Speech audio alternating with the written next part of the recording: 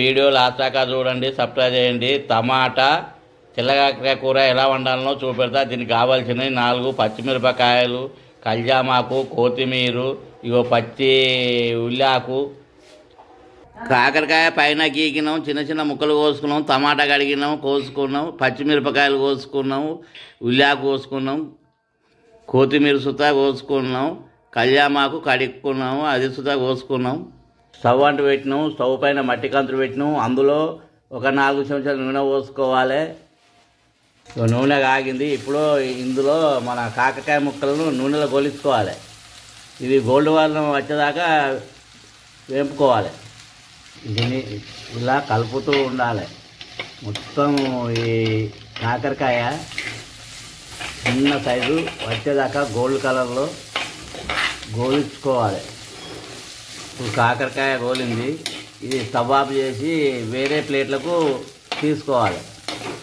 అదే స్టవ్లో మళ్ళీ నూనె పోసుకొని అదే మట్టి కంచూరులో మళ్ళీ కొంచెం నూనె పోసుకొని ఒక చెంచుడు పోపిత్తులు వేసుకోవాలి. కళ్యామాకు, పచ్చిమిర్చి, ఉల్లాకు వేసుకున్నాం, కొత్తిమీర వేసుకున్నాం, పుదీనా వేసుకున్నాం.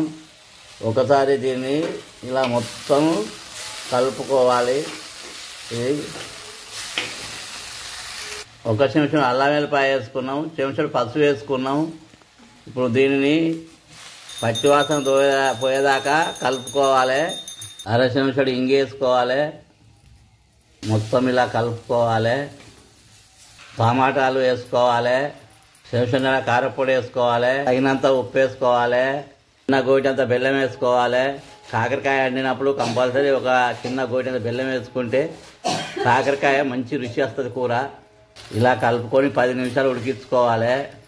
ఇందులో ముందుగానే మనం గోలించుకొని పెట్టుకున్న కాకరకాయ ముక్కలు ఇందులో వేసుకోవాలి. ఇలా మొత్తం కలుపుకొని ఒక 10 నిమిషాలు స్టవ్ పైన ఉంచుకోవాలి చిన్న మంటతోటి. కూర రెడీ అయింది. కలుపుకోవాలి, స్టవ్ ఆఫ్ చేయాలి, దించుకోవాలి. కాకరకాయ టమాటా కూర రెడీ అయింది.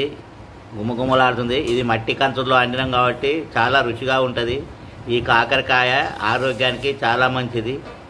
ఇది అన్నంలో వేసుకొని తింటే చాలా రుచిగా ఉంటుంది. మళ్ళీ మళ్ళీ కావాలనిపిస్తుంది.